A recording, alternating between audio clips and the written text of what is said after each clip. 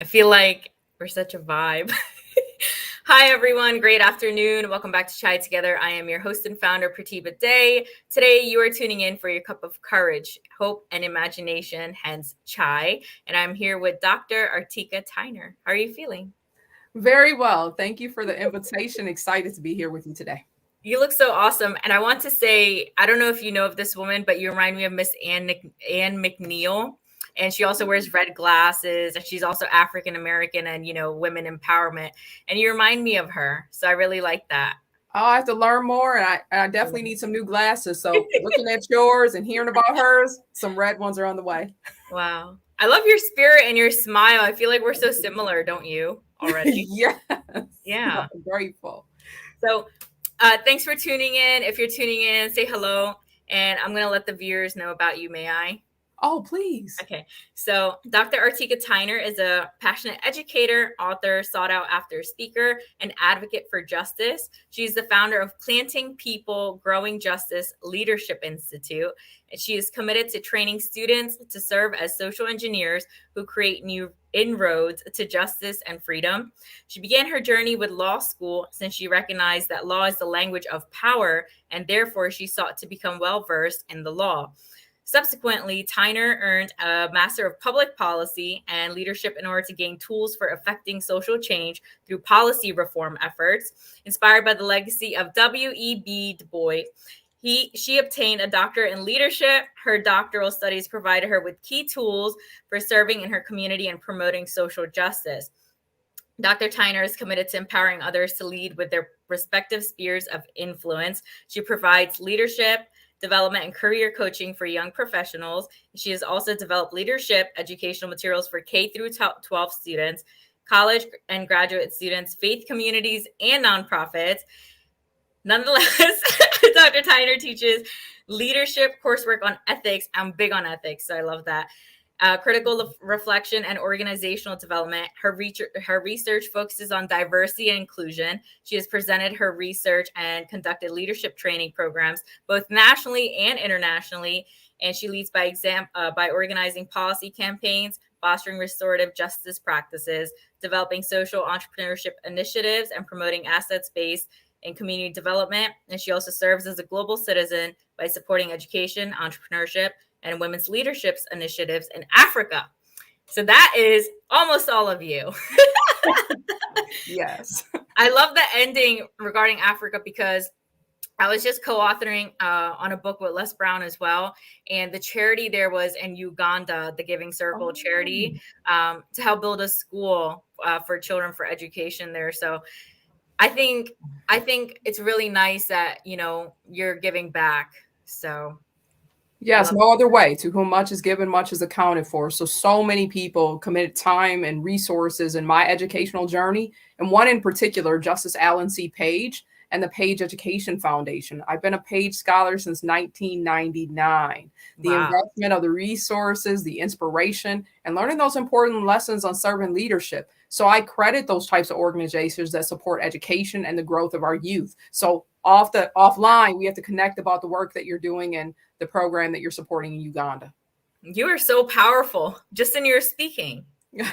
So let me ask you, going all the way back to law school, and what led you to that pivoting moment that, hey, I'm going to go to law school because it is the power, of language?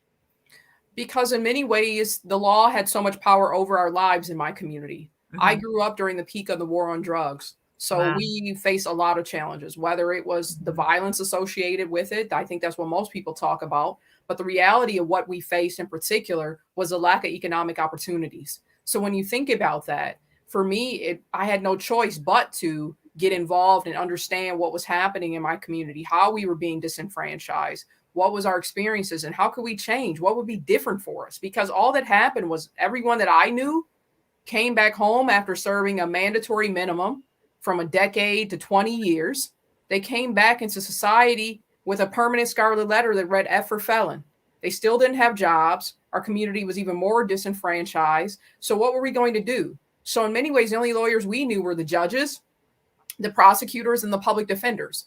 But what about those lawyers who are the social engineers that Charles Hamilton Houston talked about, the pioneering attorney of the civil rights movement? He talked about that a lawyer is either a social engineer or a parasite on society. Where were those social engineers in our community? Where were the folks that said, okay, clearly we have a crisis.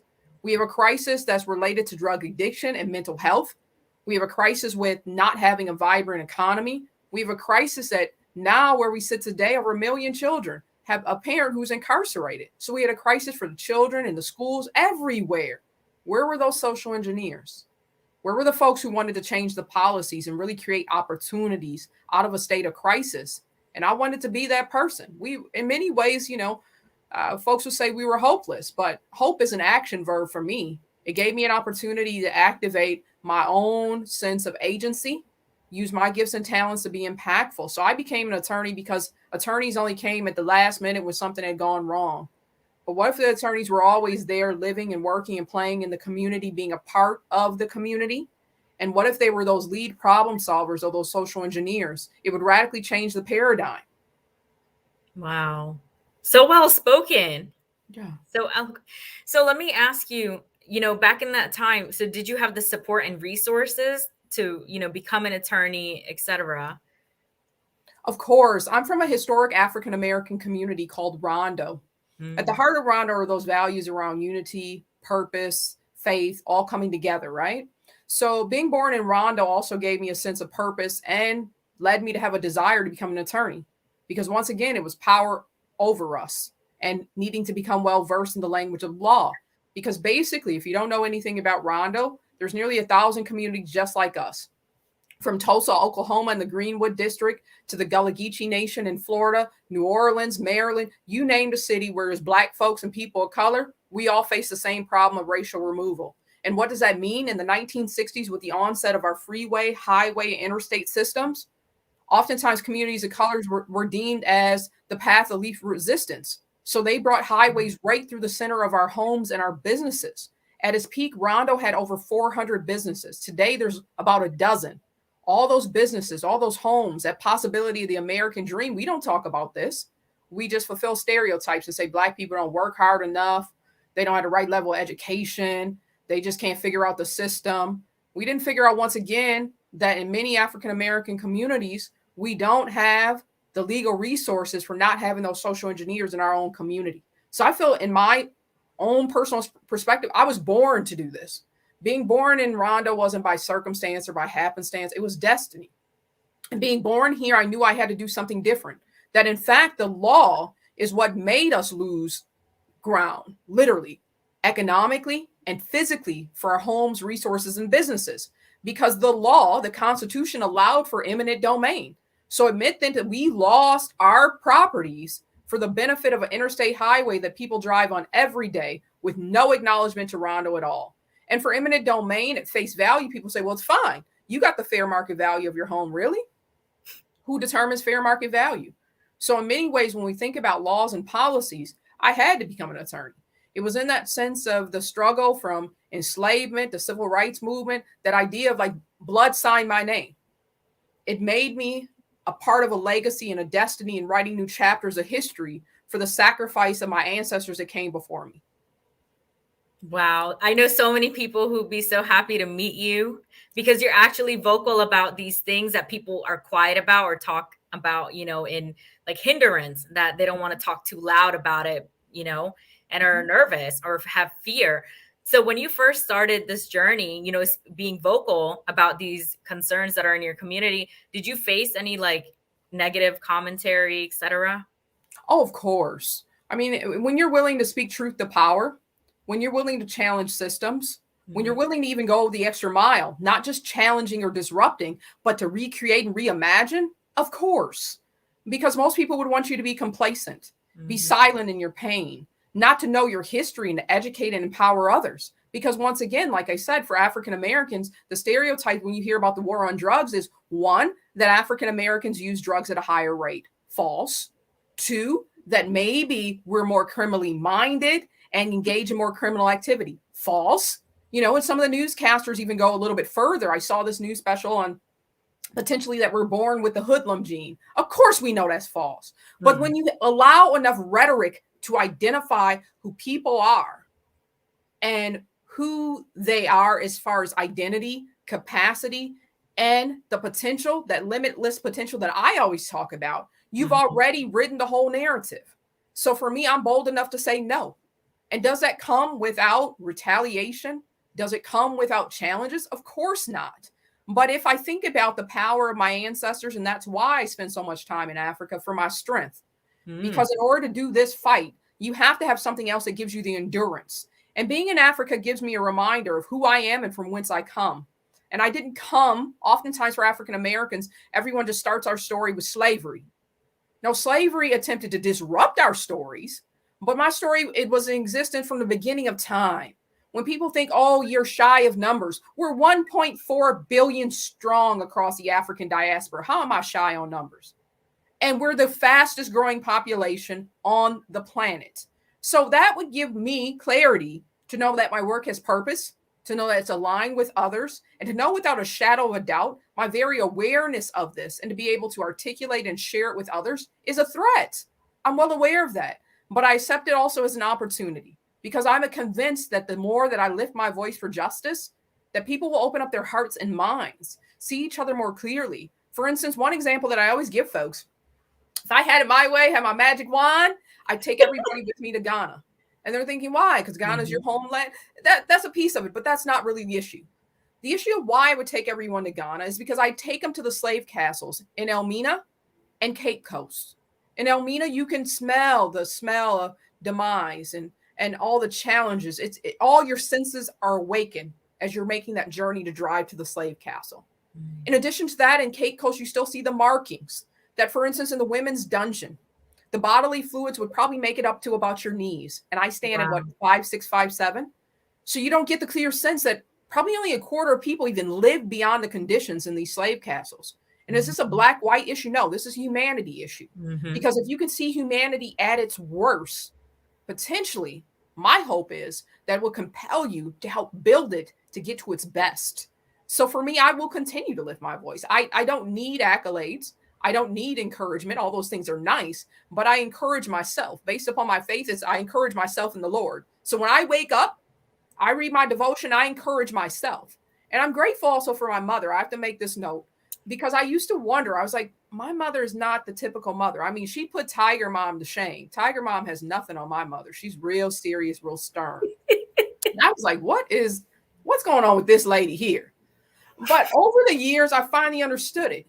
She had to be stern for a personality and a destiny like mine, because she taught me to never seek external accolades or praise. You know, you come home and you got the A. She's like, where's the plus? It's like, lady, at least I got the A. And she's like, I'm like, well, they weren't fair. They teased me. And that's why I think your red glasses piece is funny, because I had my first pair of glasses when I was 5. And back then they only had one size fits all. So I had these big red glasses. So I was 4 eyes and all types of jokes. And mother was like, one day those same people will praise you. I'm like, one day, I'm talking about right now, get rid of these red glasses. But in the end, she helped me to understand that my praise wouldn't have to come from an external audience, that my moral compass had to be strong enough that I wouldn't just seek out praise. I would seek out those eternal battles, those ways that we help to shift humanity. So I'm grateful. When I was a child, I didn't understand it. I was like, she's Tiger Mom times 1,000. But now as an adult, I understood what she was preparing me for, to have the right level of resilience to engage in this fight around racial justice, equity, and around human rights as a whole, globally and internationally. So in that way, I think we have to have a certain level of resilience to engage in the work, because your willingness to tell the truth, it costs you something. Wow. You're just so powerful, and you're inspiring me right now because I'm just getting started. So let me ask you this. And it's more of a personal question. May I? Oh, please. Because you are, I feel like life makes a lot of us resilient, whether regardless of race anyway, but especially Black people. Like most of my close friends are Black, you know, I've dated Black men. So it's really interesting to me because I always hear resiliency with trauma usually, right? And something you mentioned on was that I wanted to say that was ironic to me that my friend shared with me recently. He was also African-American. And it's ironic that they criminalized Black people when they were the ones who enslaved Black people and committed the crime. So there's so much back and forth that could be about that, but it's all about the mindset. I just find it to be such a God-given miracle. I don't know how else to put it.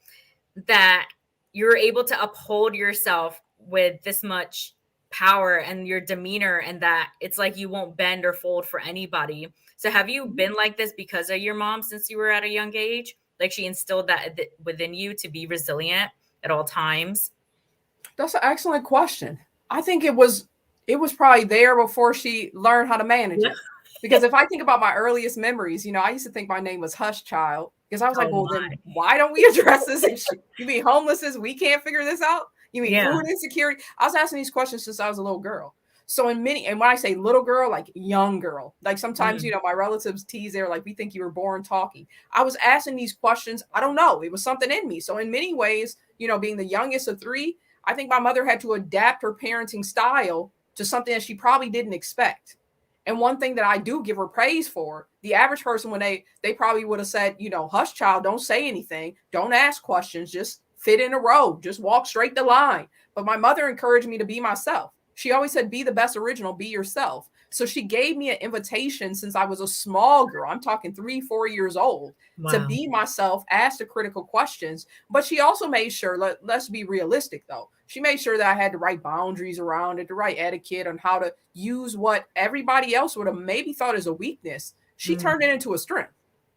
So I credit her for that. I mean, many of my teachers, could you imagine someone finishes their homework so quickly and then they want to talk about social justice issues the rest of the class? You're like, what is this? We didn't sign up for this. Just do your homework and let's go to the next lesson plan. And I have to commend one of my teachers, Dr. Graves. He didn't see it as a challenge. He saw it as an opportunity. And in fact, I wouldn't be a teacher today if it was not for him. Everybody else is always like, can you be quiet? That's enough. We don't want to hear about the issues. Dr. Graves welcomed it. And he also gave me another assignment. He was like, if you can learn this quickly, you should be teaching others. And so we had new ELL, experiences. So new learners coming into our community as our Rondo community was transforming. Folks who spoke Oromo, people who were Hmong, all these different cultures were starting to come together. So he gave me an opportunity to have a cultural experience while simultaneously finding my gift. Because in many ways, teachers are supposed to be treasure hunters. They just don't know that. They're supposed to find the treasure in each student and be able to cultivate it and help build it. And Dr. Graves did that for me. I will give him praise for all of my days. Just so brilliant. I never heard that before. That's the first time I'm hearing that, to find the treasure in each student. Yeah, we find the problems. The average teacher can find, if you ask them off the record, what's the challenge with the student, they can name them all. But if you ask them, what's the asset of each student? How can they be impactful? You're most of the time met with silence. That's the wrong attitude as an educator. It's the wrong attitude as a leader. So now do you speak internationally, right, regarding these matters? I do. I've traveled all over the world. I taught in China, taught in Europe, throughout Africa. It's been a blessing. It's interesting because you have such a sweet smile. No one would ever know how powerful you are as a speaker until you start speaking. Have you been told that before? No. Like, you're just such a cute face and sweet smile. Like, no one would know. Wouldn't expect it. I like that. You got that spiritual posture and posture up, and the way you just spoke, and then go back to the sweet smile. Expect the unexpected. I like it. Yeah. Oh my goodness. So wait. So I want to talk about the books in the back now. Will you share with us? So you write, do you write only children's books, or do you write leadership books, right? Both of them. I write both because I found if we're really going to be impactful in the work that we need in the world right now, it's going to have to be an intergenerational approach around leadership. I mean, my first children's book, Justice Makes a Difference, The Story of Miss Freedom Fighter Esquire, was an opportunity then to introduce the possibility that young people are never too young to make a difference. I wanted young Justice, she's only 8 years old. I wanted her to learn about the power of using her voice. Dennis Presley was one of my early mentors, and he was a community organizer. So he oftentimes talked about got voice, got power. I wanted this little 8-year-old girl to have the same level of resiliency that I did. And here's the secret, because the kids always figure it out very quickly. They're like, but she looks just like you. You are correct. It's from my Citizen of the Week photo, first grade, the likeness of how we developed the book. And in fact, I'll grab them. That way I can talk about them and show them at the same time. Yeah.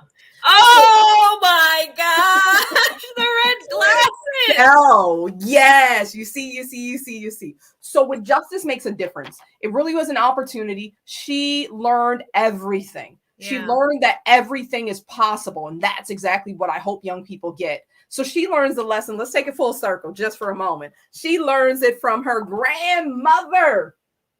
So it's based upon, of course, yours truly, my grandmother, my grandma Nellie, because she was the first person that taught me about the power of leadership and to use my voice and to help to inspire others. So my grandma Nellie did everything from when I talk about living out your faith, she was the one at the soup kitchen. She was the one that literally opened her house to people in need. My grandmother was that person. And so as I learned those lessons, my grandmother always fostered learning. So she always gave me books. So I take that lesson of what I learned through books to help inspire young people to read. And I'm going to make it personal just for a minute, because I think it's important to know the why I decided to write children's books. Because clearly you can see all these books behind me. I could have easily continued to just write leadership books for adults and for lawyers. But in writing children's books, it was very personal for me, because far too many of my clients learn how to read in prison.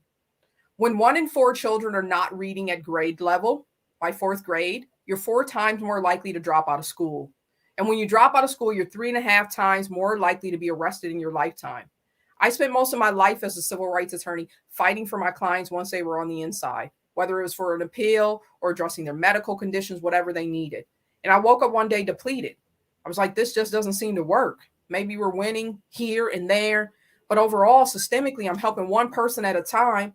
And our criminal justice system in America impacts 70 million who have a criminal record, another 2 million that are behind bars. What in the world? We need more. So I started to think very critically, like, what could I do to make sure it's a tangled web of mass incarceration with so many people coming in, far fewer getting out. So I started to think, what can I do? And one common theme was that most of my clients learn how to read in prison. And it relates to, they haven't yet established the correlation, but even the Department of Justice highlights this issue. Some researchers early on said that you could predict prison beds 10 years out based upon 3rd grade reading scores. So yes, that's a general metaphor, but the data is consistent to say there's some real challenges.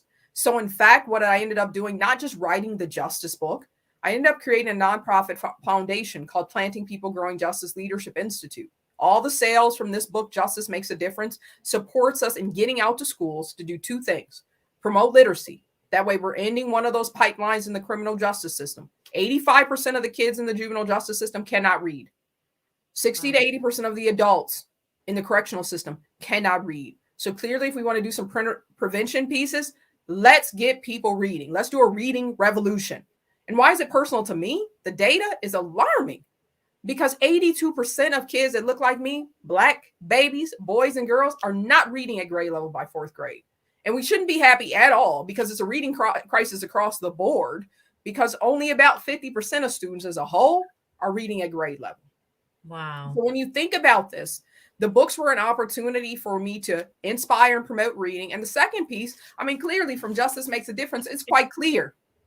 It's one of very few books that has a Black girl as a main character, as a main protagonist. You're more likely to see a book with a Black bear or a Black dog on the cover than a book with a Black boy or a Black girl.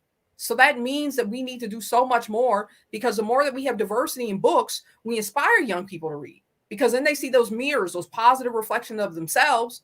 And then for all children, they see those windows to learn about other folks' cultural experiences in real time.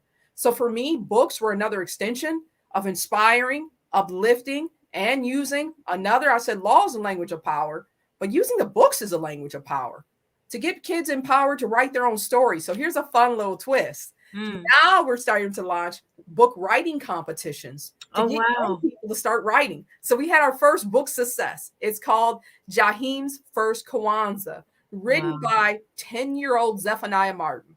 Now, many people, when I did the community celebration and we gave Zephaniah his award, 10 years old, we were all amazed. But many folks were like, well, why are you tearing up about this? I was moved that it was a 10-year-old boy. But what really hit me deep in my soul is he could read better than most of my clients. So when you think about that, how can we disrupt these pipelines into mass incarceration, from the cradle to the prison pipeline, the Children's Defense Fund calls it? What can we do? It starts with you and I taking a stand and addressing a real tangible issue, the reading crisis. Wow. Why do you feel, may I ask you, why do you feel that there isn't enough, diversity materials, in stores, even regarding, blue for boys, pink for girls, these kind of old traditions? Do you feel like it's going to get better over time, as in, will now outweigh with everything happening with Black Lives Matter and, all the interracial couples, etc.? So what are your feelings on that? I think we have to be intentional. So for instance, when most people talk about African Americans, they talk about all the deficit model challenges, the achievement gap, the graduation rates, incarceration, gun violence.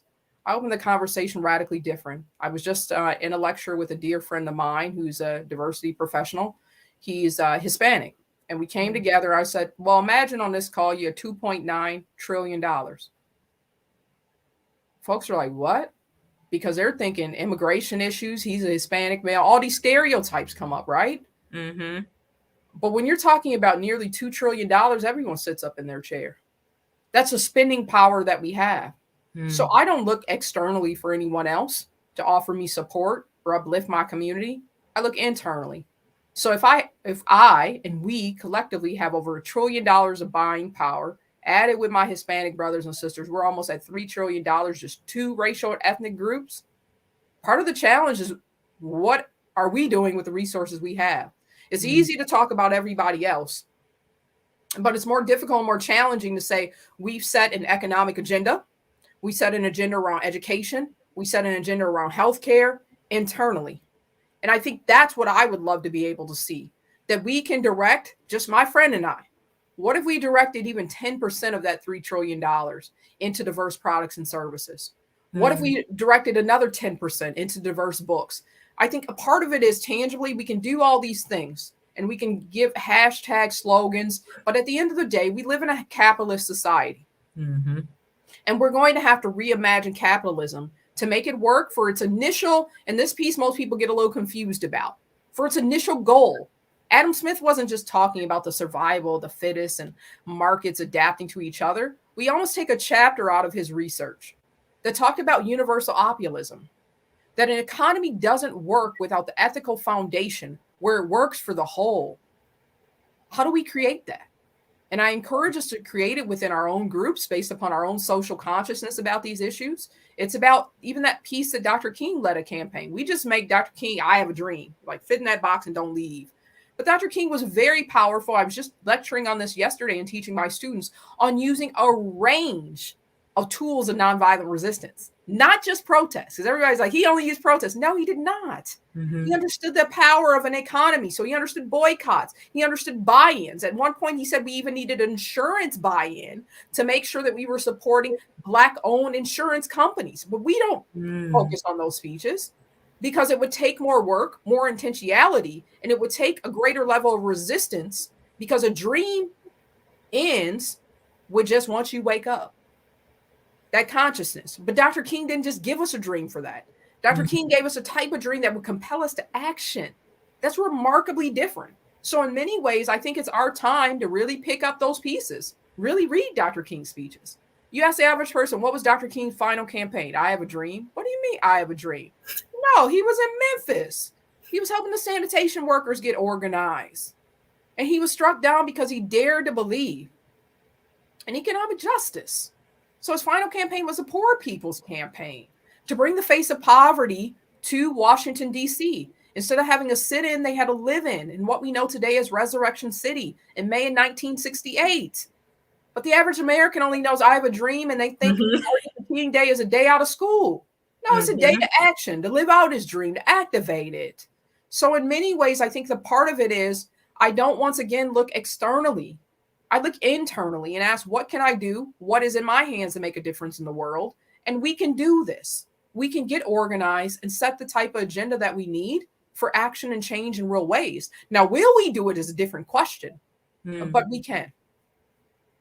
I find it interesting that you stated all people remember is I have a dream, because even in undergrad, and I studied rhetoric and interpersonal communication, that's what we were told to study on, just that. So I feel like you're bringing such awareness and light to this. I have a challenging. So someone made a statement, which I find it to be, well, someone else said that you should be on CNN. Like right, the channel, I believe so. So yay. And then before I read, so someone here said, what is the point of lawyers when they take law into their own hand and judges take bribes under the table? Just get out of there in the world. And fight, show the truth, exploit bad people. I'm done with lawyers and doctors. They do nothing.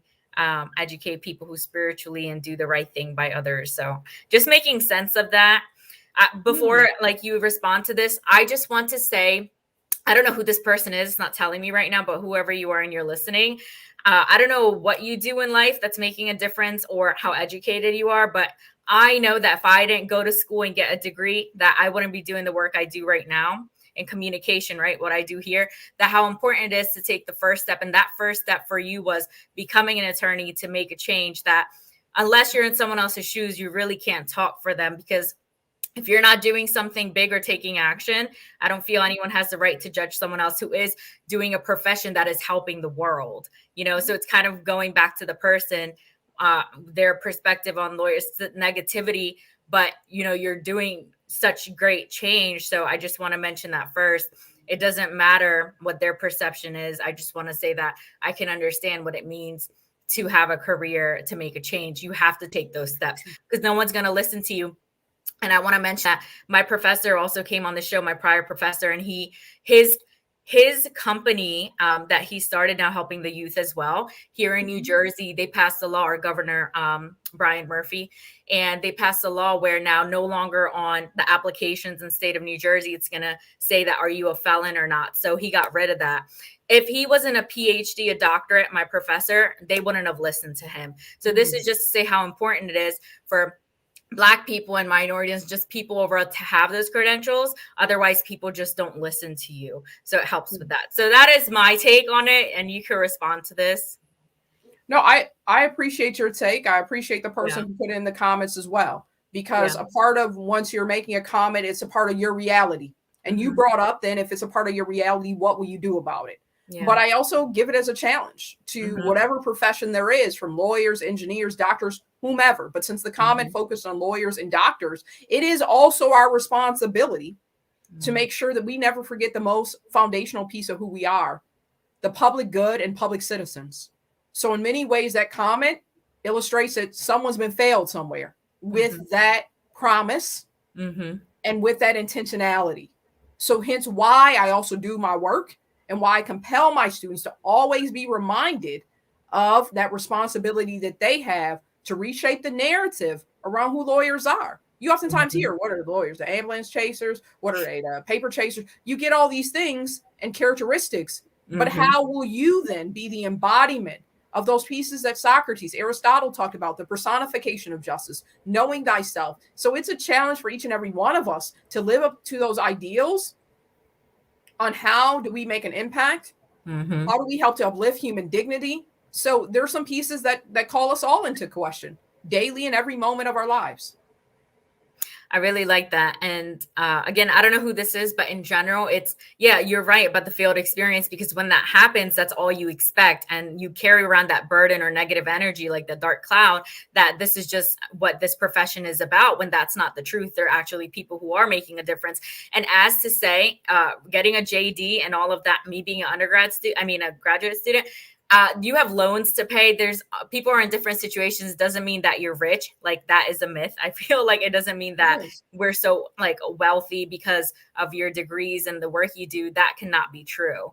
It depends on each person, because people have that perception that, but doctors and lawyers are also in mainly over $100,000 of debt as well. So that's just the truth that most people don't think about. And growing. So yes, it's a reality. There's some economic realities. I love it. You were going to share your leadership book today. Would you like to? Oh yes, because I had the special news. So I'm gonna share. I'll share them. I'll get them from behind me so we can see them a little more closer as well. Look at all of these. And I just want to say once again, you're only 40. Wow. Yeah, so we got let's just say got another century to go. Let's give us some extra years. But the leader's journey, these are meant to be reflective journals. Those are like those daily devotionals that I talk about to get a clear sense on how to develop yourself as a leader. So it has daily reflections on things that you can think about, on how to understand your vision, your purpose, your leadership skills, and your strengths. Because most of us come in our day-to-day life And we say, okay, we're doing the work, we're doing our job. Yes, those are wonderful. But based upon the research from Gallup, only 20% of us go into our day-to-day lives in our workplace using our strengths. That's 80% of those treasures left. So how do we cultivate and get everybody involved in some meaningful ways? And also what's kind of the hidden value of both of these books is that they're cultural. So many of the quotes and things that you'll find are from people from racially, ethnic, diverse backgrounds. And why is that important? Because still yet where we sit today, the leadership canon is not inclusive. As a scholar, I can tell you that from my experience. So how do we bring in the experiences? Marion Wright Edelman of the Children's Defense Fund's quoted here. Of course, you have Mandela, you have Dr. King, you have Ambassador Andrew Young. You have all these people coming together as a part of a narrative to understand the leadership journey through cultural perspectives. In addition, I also wrote a book for those that are thinking about, don't let the title deceive you, because I know the title people say is just for lawyers, but it's for anyone that's passionate about social change. The Lawyer as Leader serves the blueprint on how you bring forth large-scale systemic change through public policy advocacy and also through changes in the legal system. But my most recent book is really a labor of love. I wrote this because I just got frustrated as a diversity, equity, and inclusion professional. We were saying the same things over and over again. Okay, get an IDI. And then after you do that assessment, make sure you did all the implicit association tests. And then from there, make sure you do a bias training. And then from there, do a microaggression training. And then from there, learn a little bit about anti-racism. And then I was like, okay, all those things are important as a part of an educational growth experience. But that only touches on one dimension. So I offer a full scope strategy on leading for change in the components of diversity, equity, and inclusion. So this one, the inclusive leader, then looks at the things that I mentioned. They're all in the interpersonal pieces. That's engaging in self-discovery. What about the interpersonal pieces? Working with other people. Okay, so sometimes we get there, but the last two I rarely see. Organizational change. How can you be intentional within your organization? We talked about money earlier. How many minority-owned businesses are a part of your procurement process or that you're contracting with for our large-scale organizations? How many times have we thought about pay parity? That's one thing that I still don't understand. Pay parity is something that you can address right now. The fact of the matter that Latinas have to work, if it's 2021, into 2022 of November for equal pay, according to the data from Lean In. For African-American females, all the way into July or August, so summer of 2022. We have that data. Why haven't we changed and made pay parity come alive? Why is it still yet where we sit today, women as a whole, based upon the inability or lack of access to negotiation in our contract processes for new jobs and taking on new jobs, we lose over $1 million on the average during our lifetime. How is that? So in that piece, those are organizational pieces. They're legal components as well. So I hope that there are more attorneys that take on that actionable item around the public good to bring forth these challenges in employment law. So the organizational dimension is oftentimes missed. What does it mean then about evaluation? We cannot assess something we don't measure. So what are the evaluative tools for your organization to measure your progress on DEI? Unfortunately, the resounding answer, I've traveled all over the nation to do this work, is nothing. So how have we spent millions and billions of dollars in some circumstances on DEI efforts, and we have no tangible way to measure results? Now, some organizations are making it so their CEO's performance is measured based upon some of these DEI outcomes, on ensuring that there's more diversity in the labor force, making sure that there's more connections with the communities. But truly, every unit of every organization should have a very specified diversity, equity, and inclusion plan, knowing where you are, where you need to be, because you highlighted it earlier. It's Bob Dylan talked about times are changing. No, times have changed. When I first started doing DEI work nearly 2 decades ago, the idea was that potentially America would no longer have an ethnic majority of any race being the majority by year 2060. And then they say by 2050. Based upon the current data that's been released from the census so far, it's 2043. I would posit that it's much sooner, like right now. So then the question of it is, what will we do? When the vast majority of new births already in 2019 were children of color, according to the Children's Defense Fund, what do? Do we just quote these numbers and quote these statistics? Or do we create the type of environment where all human capital, all people, from all cultures, all different backgrounds, where we can flourish. That's the American dream. But we have to do that because we have a tangible plan. We have to have the tangible tools to measure our progress, and we have to be able to move it forward in real time. So you have that interpersonal, you have those interpersonal pieces, but organizational and societal pieces, that's where I would call many organizations into question. That we have to bring the pieces beyond just an educational experience of diversity to making equity and inclusion coming alive.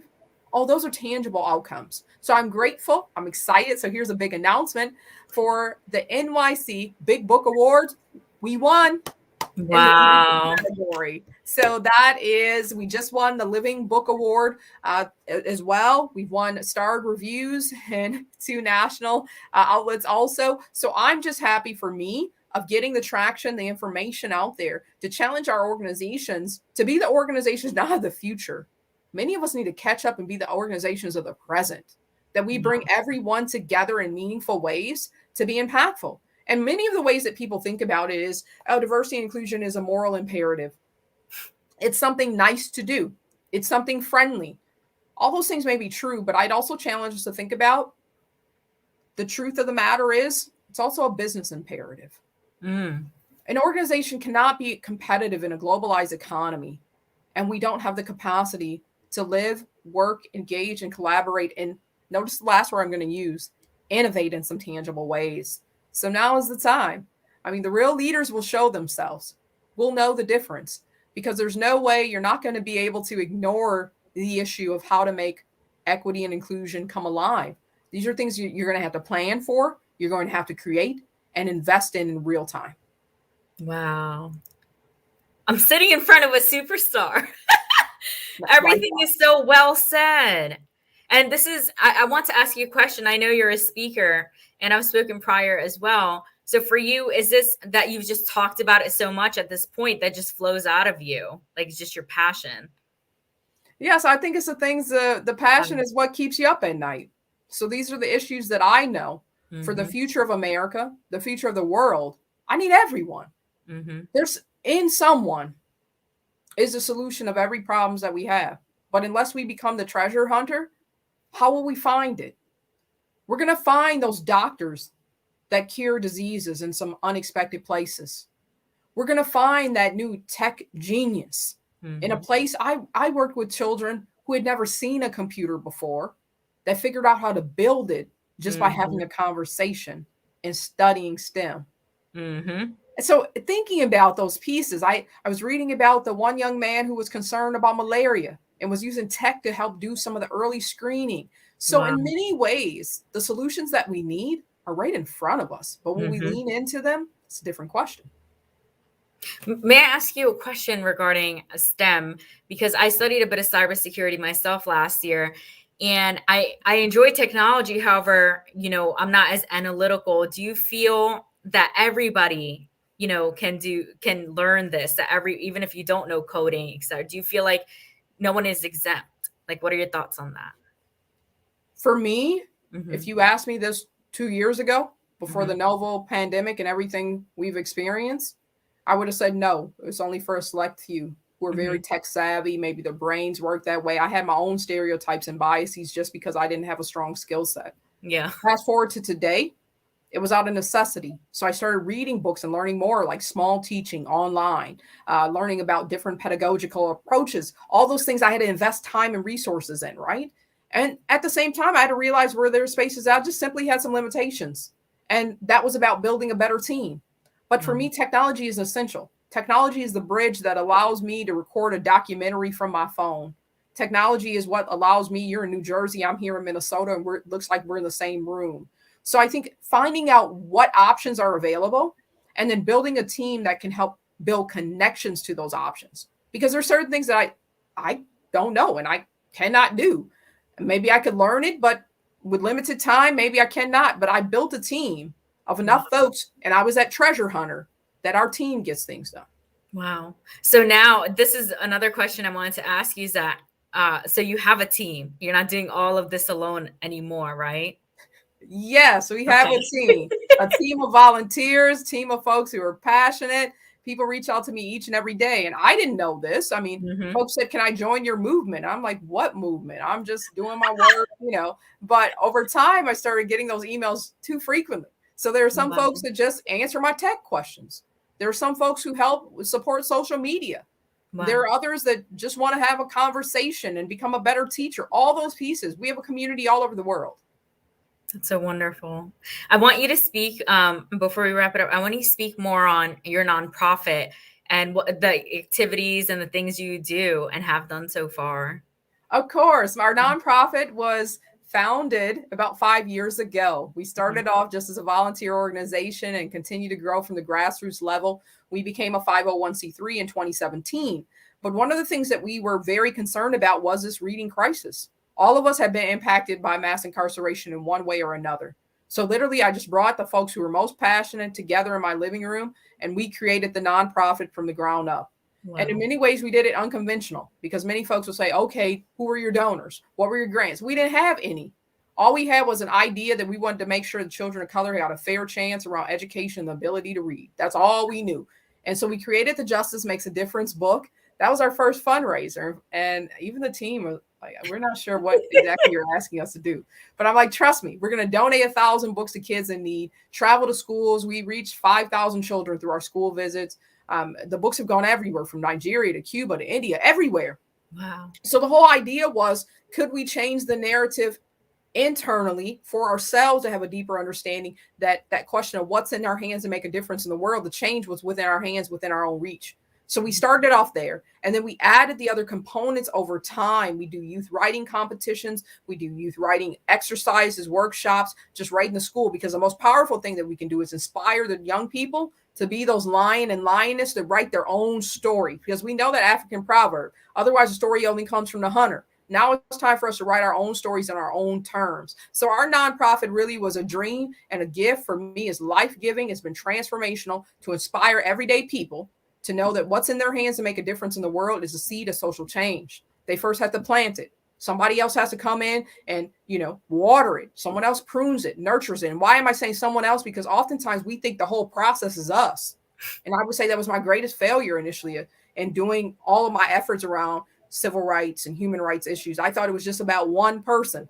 The one person, the charisma, has the vision, everything else. But I had to realize over time, it's about all of us collectively bringing all of our treasures together, and then we will together reap a harvest of justice and equity. That's what it's all about. Wow. Bravo. I really enjoy that you focused on reading, because I'm a substitute teacher like in the past, and I have an education degree prior as well. And I've looked into being a reading specialist, because I actually didn't speak English when I came to this country. I was in ESL. Now I teach ESL. So I understand how powerful that is, because I didn't even know how to read or write English. I used to get bullied when I came here at the age of 6 in 1999. And it's powerful for me when I went over to Thailand and I was teaching other children English, and I felt like that's fulfilling. Like that's a dream come true when it comes, that's your why. Like it comes from inside of you, something innate. So I just feel this session resonated so well with me, like interpersonal. That's what I do. Like that's what I study. So this is so incredible. I had such a great time, and you're just so fascinating. And I definitely will be keeping in touch with you. I'll look forward to it. Doing great things. Thank you, Dr. Tyner. And thank you for everyone tuning in. Yay. Thank you.